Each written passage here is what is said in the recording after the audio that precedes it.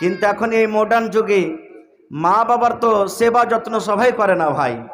যে বা কেউ করবে বা করতে যাবে, কিন্তু নতুন বহু বাড়িতে আসার পর ওখানটাও শেষ হয়ে যায়।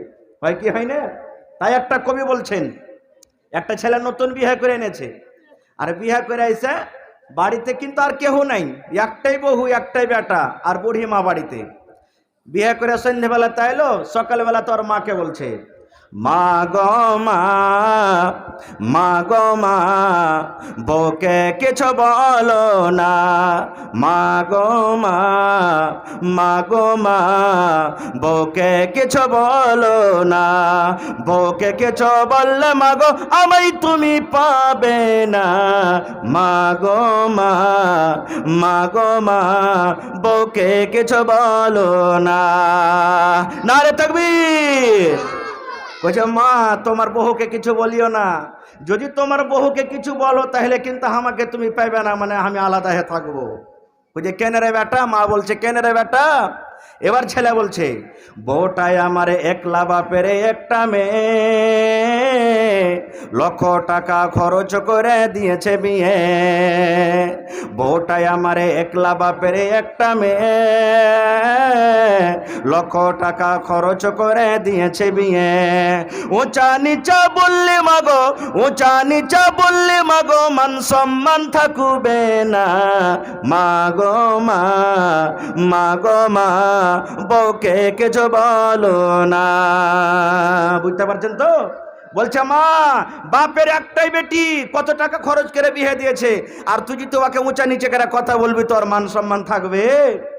আবার বলছে, বেলা যখন বউটাই আমার সন্ধ্যা পরে ঢুকে মাগো টিভির ঘরে। বউটাই আমার সন্ধ্যা পরে ঢুকে মাগো টিভির ঘরে। রাত্রে টিভি দেখে মাগো, রাত্রে টিভি দেখে মাগো, সকাল সকাল জাগে না। মাগো মা, মাগো মা, বউকে কিছু বলো না। বলছে মা যেমনই সন্ধ্যা লাগলো আমার স্ত্রীটা টিভির ঘরে ঢুকলো, গোটা রাত টিভি দেখলে মা, সকালে জাগতে পারে না। তুই ঘনার মনে করে বহু কিছু বলিস না যে কোন উড়াঙ্গি ঘরের বহু এনেছি রে, কোন ঢেমনির বেটিকে এনেছি, কখন ঝাড় দিবে, কখন উঠবে, কখন থালি মানবে, এগুলো খবরদার বলবি না। তাই বলছে বউটাই আমার সন্ধ্যা পড়ে ঢুকে মাগো টিভির ঘরে। রাত্রে টিভি দেখে মাগো, রাত্রে টিভি দেখে মাগো, সকাল সকাল জাগে না। মাগো মা, মাগো মা, বউকে কিছু বলো না। এবার ফের বলছে ছেলেটা, বেলা যখন উঠলো ঝেড়ে, গা হাতে পাতার ঝিমঝিম করে, বরগা টিপি পা টিপি মাগো কইরা দিবি বিছানা। মাগো মা, মাগো মা, বউকে কিছু বলো না। বলছে মা গোটা রাত টিভি দেখে তোমার বহুর একবারে খাস্তা না সারি না, একবারে কত মনে হয় মসমস মসমর করছে ও। মা উঠার বেলাতে ভোরবেলাতে তুই বাড়ি ঘর ঝাড় দিবি, থালি বাসনগুলা দিবি, আর একটু চা গালা গরম করে বিছানটাকে ঝাড়া ঝাড়া তোর বহুকে দিবি, কিন্তু মা খবরদার তুই কিছু বলিস না তাকে। তাই বলছে বেলা যখন উঠলো ঝেড়ে, গা হাতে পাতার ঝিমঝিম করে, বরগা টিপি পা টিপি মাগো কইরা দিবি বিছানা। মাগো মা, মাগো মা, বউকে কিছু বলো না। বউকে আমি ভালোবাসি, থাকবি মা তোই বাড়ির দাসী। দাসী মানে কি? দাসী মানে হ্যাঁ নৌকরনি। বলছে সুবহানাল্লাহ, বউকে আমি ভালোবাসি, থাকবে মা তোই বাড়ির দাসী। ঘনার ঘনার কইরে মাগো, ঘনার ঘনার কইরে মাগো, মনটা তারু ভাঙ্গিসি না। মাগো মা, মাগো মা, বউকে কিছু বলো না। নারে তাকবীর। মা বাবার পরে বহুর কতখানি হক জানেন? একটা হাদিসের কথা শুনেন। কোন নবীকে আল্লাহ তাবারক ওয়া তাআলা কুরবানি করার আদেশ করেছিলেন? জোরে বলেন। কোন নবীকে আল্লাহ আদেশ করেছিলেন যে যাও তুমি কুরবানি করো তোমার বেটাকে? ইব্রাহিম নবীকে। আর কাকে কুরবানি করার কথা হয়েছিল? ইসমাইল নবীকে। লম্বা কথা আছে, এদিকে যাব না, একটা মাত্র পয়েন্ট আপনাদের সামনে ধরবো। ইব্রাহিম নবীকে আল্লাহ আদেশ করলেন মসজিদ বানাও। কোন মসজিদ? কাবা শরীফ। এখানে হাজী সাহেব আছেন কেউ? হাজী সাহেব আছেন কেউ? না থাকলে আল্লাহ যদি আমাদেরকে তৌফিক দেন ইনশাআল্লাহ দেখবো। আল্লাহ যেন আমাদেরকে এই রমজান মাসে দোয়া করছি, আল্লাহ যেন আমাদেরকে হজ করার জন্য আল্লাহ আমাদেরকে তৌফিক দেন, পড়ুন আল্লাহুম্মা আমিন। তো ওই আল্লাহ আদেশ করলেন যাও তুমি আর তোমার বেটা ইসমাইল কাবা শরীফ বানাও। ইব্রাহিম নবী বেটার বাড়ি চলে গেলেন। অনেক বাড়ি বসে গেছে, বেটার বাড়ি কিন্তু চিনতে পারে না ইব্রাহিম নবী। তাই একটা লোককে বলছে হাজি ইসমাইলের বাড়ি কোনটা? তো বলছে তো এইটা ওর বাড়ি। দেখে দিলে এটা ওর বাড়ি। চলে গেলেন। তো বাড়িতে ইজাজত চাইলেন, কে আছো বাড়িতে? কে আছো? একটা বেটি ছেলে, একটা বহু মানুষ বলছে কে তুমি? বলছে ইসমাইল বাড়িতে নাই। ও তো জানে না যেটা আমার শ্বশুর। বহুটা কিন্তু চিনে না যেটা আমার শ্বশুর। বলছে না ইসমাইল নাই, শিকারি করতে গেছে, খাটতে গেছে। বাড়িতে ঢুকলেন, কেমন আছো বাবা? শ্বশুর জিজ্ঞাসা করছেন কেমন আছো বাবা, কেমন আছো মা? মায়ের লোক দেখেন না শুকরি কত, ভালো নাই, ভালো নাই, ভালো খাইতে পাই না, ভালো পিনতে পাই না, আর পিছে আর বাড়িতে এসে সংসারটা খুব ভালো মতন কাটে না খো। এই যে না শুকরি করে দিলেন। তখন ইব্রাহিম নবী বহুকে বলছেন কি, বাবারে যখন ইসমাইল তোমার স্বামী বাড়িতে ঢুকবে এই কথাটা তুমি জানিয়ে দিও যে তোমাকে একটা লোক সালাম দিয়েছে, এবং এই বাড়ির চৌখাট তুমি পাল্টে দিও, বদলে দিও। এই বাড়ির চৌখাট কিন্তু তোমার ভালো নয় বলে দিয়ে ইসমাইল যখন বাড়িতে আসবে যে এই বাড়ির চৌখাট ঠিক নাই, চৌখাটটাকে পাল্টে দিও। ই হুঁচলি বেটি ছেলে কি জানবে চৌখাট কাকে বলে না বলে। ইসমাইল যখন সন্ধ্যেবেলাতে বাড়িতে এসছে তখন বলছে জাজি একটাকে বুড়া মানুষ এসছিল আর আয়েশা তোমাকে সালাম দিয়েছে আর কহেছে যে বাড়ির চৌখাটটাকে বদলে দিও। ইসমাইল নবী জ্ঞানী মানুষ বুঝে নিলেন। এবার বিবিকে বলছেন বিবি রে ওই বুড়া লোকটা তুমি চিনতে পারো রে বিবি, ওই বুড়া লোক আল্লাহর দোস্ত, আল্লাহর হাবিব, আমার প্রিয় বাবা জান আব্বা জান ইব্রাহিম খলিলুল্লাহ। আমার আব্বাজান আমার বাড়ি এসেছিলেন দেখা করার জন্য বিবিরে, কিন্তু আমার আব্বাকে তুমি চিনতে পারোনি, জানতে পারোনি।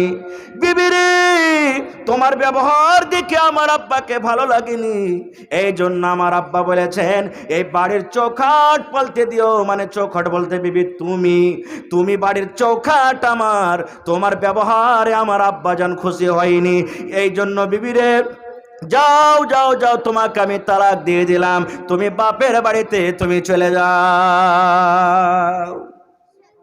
একবারকার ঘটনা, তালাক দিয়ে দিলেন। আবার ইসমাইল নবী বিয়ে করলেন। কিছুদিন পর আবার চলে গেলেন ইব্রাহিম নবী দেখা করার জন্য। যে প্রথমে যে দেখা করতে পারেনি এবারে যাই। সেই দিনে কিন্তু ইসমাইল বাড়িতে নাই, শিকারি করতে চলে গেছেন। এবার বাড়িতে বহু বলছে মা কেমন আছো। এটা কিন্তু দিনদার বহু, আল্লাহ খুব ভালো রেখেছে। কে তুমি আজনবী অপরিচিত মানুষ, আল্লাহ খুবই খুশি রেখেছেন আমাদেরকে। মানে এমন শুকরিয়া আদায় করলো যে বলার শেষ নাই। এবার ইব্রাহিম নবী বললেন ও মা শুনে নাও, ইসমাইল যেমন বাড়িতে আসবে আমার সালাম তুমি তাকে জানিয়ে দিও, আর বলে দিও ইসমাইলকে এই বাড়ির চৌখাট ভালো আছে, এই চৌখাটের যেন আমার ইসমাইল হেফাজত করে রাখে, এই চৌখাটকে যেন না পাল্টায়, এই চৌখাটটার যেন ইসমাইল বাড়িতে হেফাজত করে রাখে। ইও তো বুঝে না যে চৌখাট কাকে বলে। এটাও বিবি সন্ধ্যাবেলাতে যখন ইসমাইল নবী বাড়িতে এসেছেন তখন বলছেন হাজি একটা বুড়া মানুষকে এসেছিল, আর আয়েশার ঘরে তখন তোমার কথা জিজ্ঞাসা করলে তো তুমি তো বাড়িতে ছিলে না। আমি বললাম খুব ভালো আছে, খুব বললাম, আর তোমাকে সালাম দিয়েছে আর বলেছে এই বাড়ির চৌখাটটা যাতে ভালো করে রাখে, হেফাজতে রাখে। ইসমাইল নবী মুচকি মেরে হাসা বলছেন বিবি রে যে লোকটা আমার বাড়ি এসেছিলেন সেই লোকটা আমার প্রিয় বাবাজান ইব্রাহিম খলিলুল্লাহ। বিবিরে, তোমার ব্যবহারে, তোমার চরিত্রতে, তোমার আখলাকে আমার আব্বাজান খুশি হয়েছেন। তোমার ব্যবহার খুশি হয়ে আমার আব্বাজান এই কথা বলেছেন যে ও বৌমা, তোমার স্বামী ইসমাইলকে বলে দিও যেন এই চৌখাট মানে তোমার হেফাজত করে বাড়িতে রাখে। সুবহানাল্লাহ। খায়ের যা হোক, লম্বা কথা আছে। এবার বাপ বেটা মিলে মসজিদ বানাইতে লাগলো কাবা শরীফ। কোন মসজিদ? কাবা শরীফ বানাইতে লাগলো। আর দোয়া করছেন, রব্বানা তাকাব্বাল মিন্না ইন্নাকা আনতাস সামিউল আলিম। বাপ ইব্রাহিম মিস্ত্রি হয়ে গেলেন, রাজমিস্ত্রি। ইসমাইল নবী লেবর হয়ে গেলেন, পাথর চলে গেলেন, মুসলমান পাহাড়ের ওপরে চলে গেলেন। এবার পাহাড়কে মাথাতে নিয়ে নিয়ে হাঁটতে হাঁটতে বাবার কাছে নিয়ে এলেন ইব্রাহিম নবী। ওই পাথরকে ধার করে করে, চিকন করে করে, সাইজ করে করে মুসলমান একটা রাজমিস্ত্রির মতো ইব্রাহিম খলিলুল্লাহ কাবা শরীফে দিয়ে দিলেন।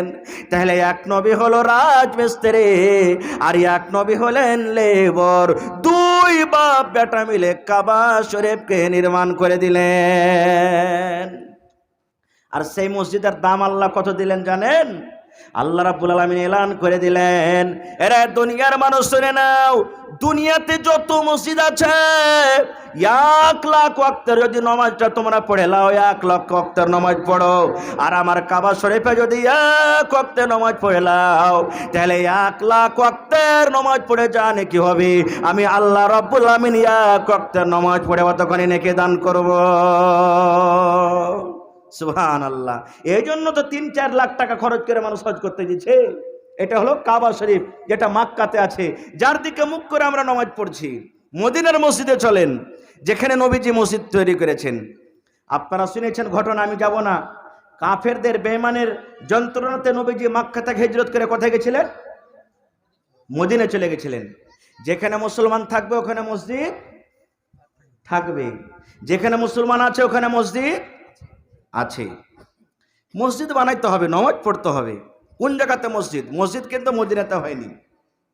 এবার যেখানে এখন মসজিদ আছে ওই জায়গাটা কিন্তু পছন্দ হলো। নবীজি তখন সাহাবীকে বলছেন যে, আরে বাবা, এই জমিনটা হলো কার? এই জমিনটা হলো কার? এখানে যে খালি জমিনটা পড়ে আছে, জমিনটা কার? তো সাহাবীরা বললেন, নবীজি, 2টা ইয়াতিম বাচ্চার জমিন। কার জমি? 2টা ইয়াতিম গরিব বাচ্চার জমিন, বাপ নাই, বাপ হারা 2টা ইয়াতিম ভাই, একটা নাম সাহাল, একটা নাম সোহেল। নবীজি বলছেন যে, যাও ওরাকে ডেকে নিয়ে এসো, তো 2 ভাইকে ডেকে নিয়ে এসো। ছোট বাচ্চা সাহাল সোহেল 2টা ভাই। ডাকা হলো, যে সাহাল সোহেল, নবী তোমাদেরকে ডেকে পাঠালছেন, চলো তোমরা। নবীর কথা শুনে সুবহানাল্লাহ 2 ভাই দৌড়াতে দৌড়াতে চলে গেলেন। কি বলছেন নবীজি? কি বলছেন? কি হয়েছে? নবীজি বলছেন, আরে বাবা, এই জমিনটা হলো কার?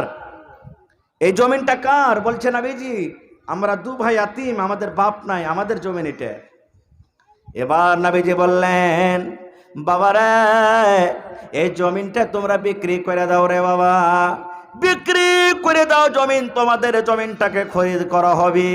এবার ইয়াতিম বাচ্চা 2টা বলছে, নবীজি, কেন আমরা জমিনটা বিক্রি করব বুঝতে পারলাম না।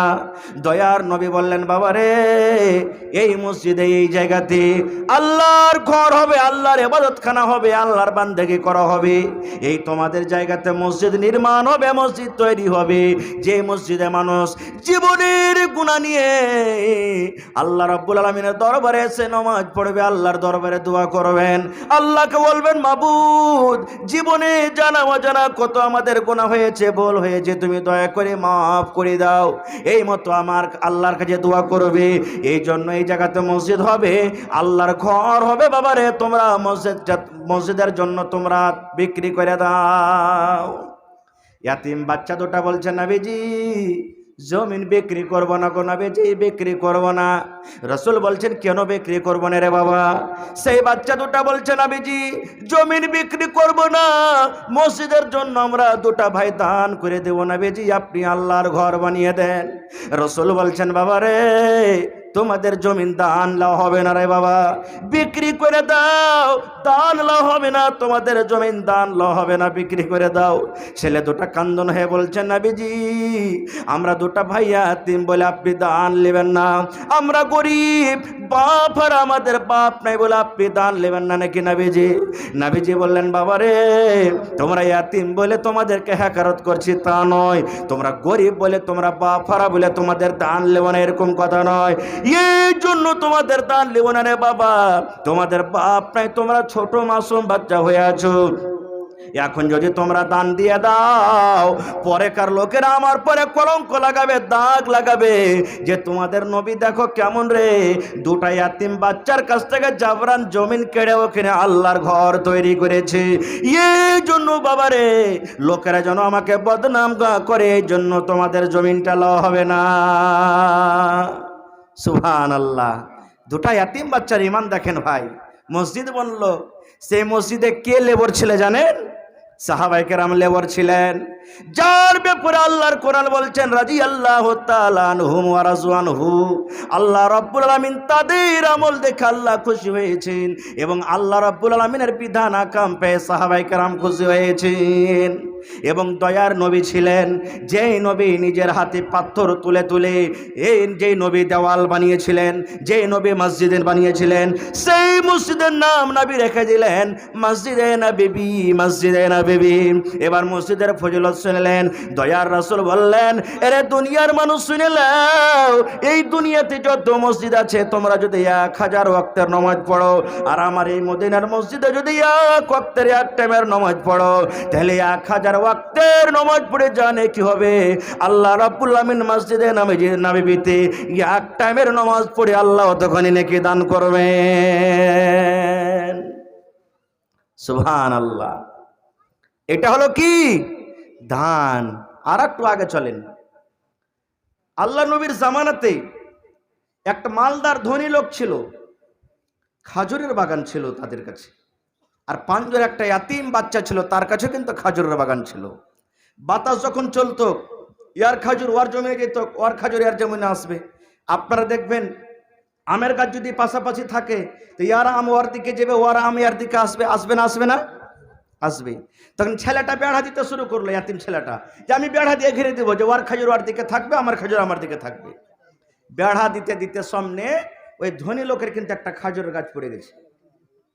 এই ইয়াতিম ছেলেটা যে তখন ধনী লোকটাকে বলছে, ভাই তোমার খাজুরের গাছটা আমাকে দিয়ে দাও না, আমার দেওয়ালটা দিতে খুব অসুবিধা হয়েছে, আমার দিকে চলে এসেছে, আমাকে দিয়ে দাও। ধনী লোকটা বলছে না, দিব না তোমাকে। ছেলেটা বলতে লাগলো, বিক্রি করে দাও, যা টাকা নিবে দিব, কিন্তু দিয়ে দাও। তাও বলছে না, দিব না। তখন এই ইয়াতিম ছেলেটা নবীর কাছে চলে গেলেন, নবীজি ওই অমুক ধনী লোকটার খাজুরের বাগান আমার পাঞ্জরে আছে, একটা গাছ আমার দিকে চলে এসেছে, কত রকম করে বললাম যে হয় দান করো কিংবা বিক্রি করে দাও, কিন্তু রাজি হয় না, একটু আপনি তাকে ডেকে বলেন না।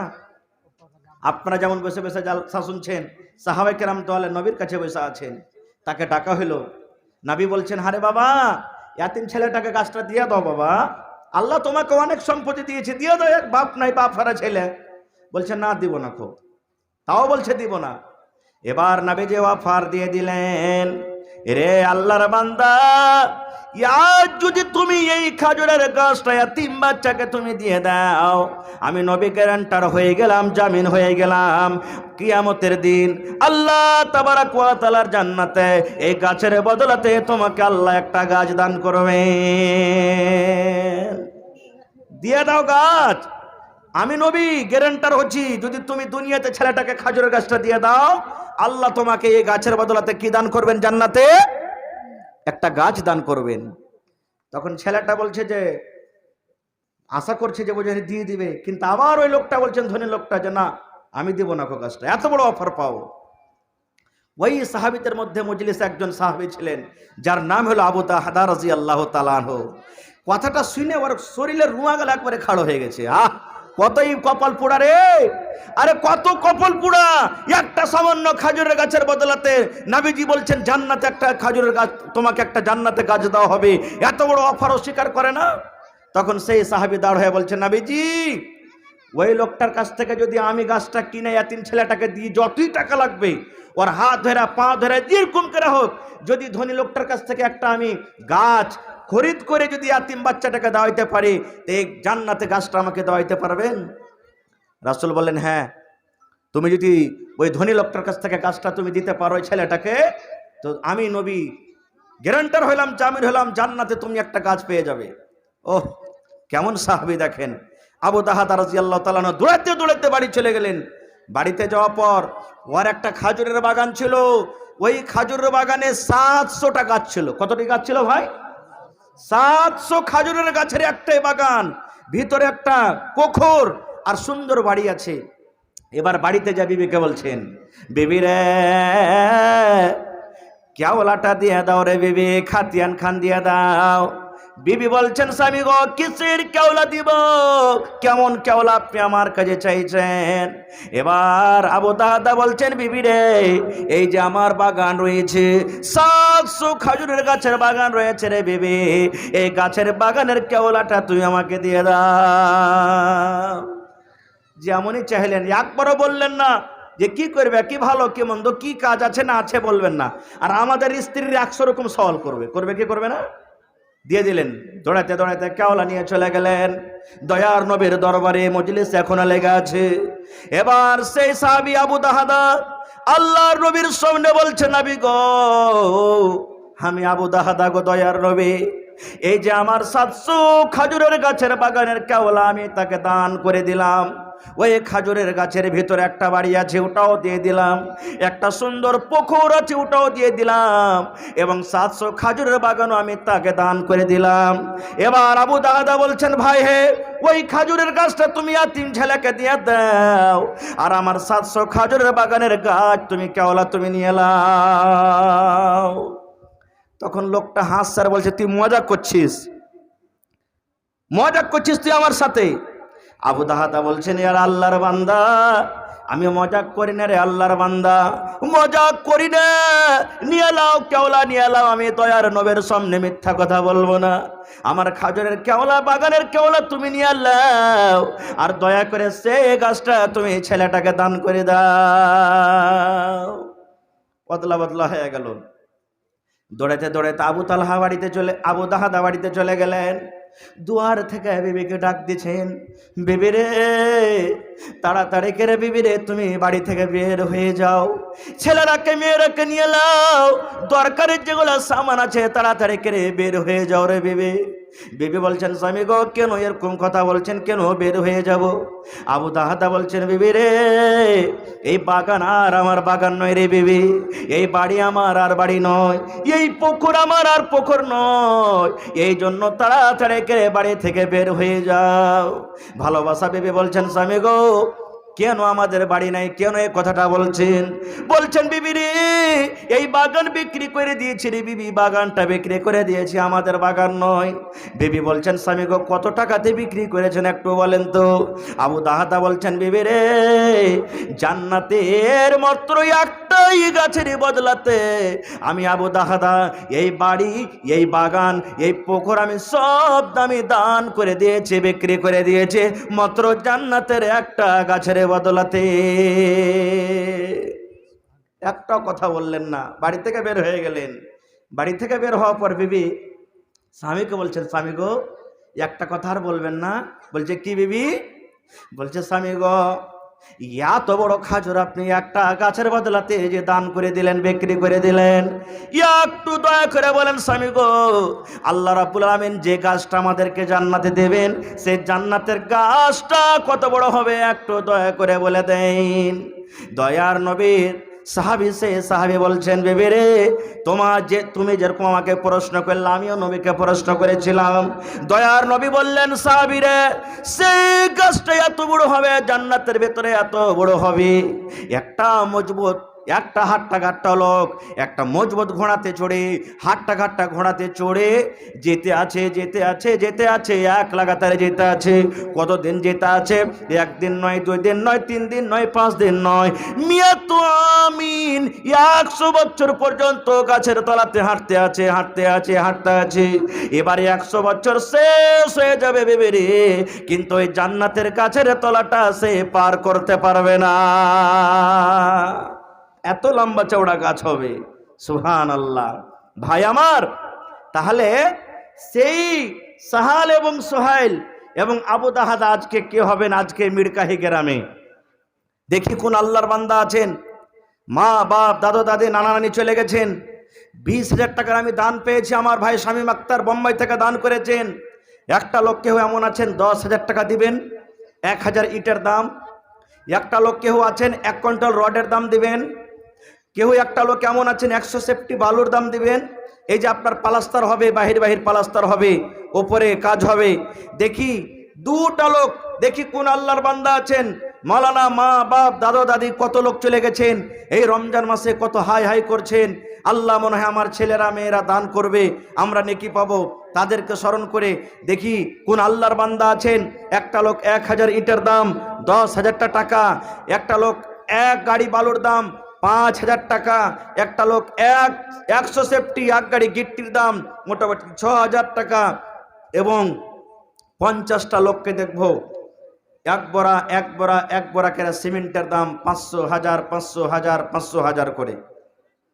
দেখি কোন আল্লাহর বান্দা আছেন, কোন মা খালা দাদি নানি আছেন, আজকে হাতের কানের নাকের আংটি হার বালা পায়াল কাঁসার বার্তান কে দিতে পারবেন আল্লাহর রাহে?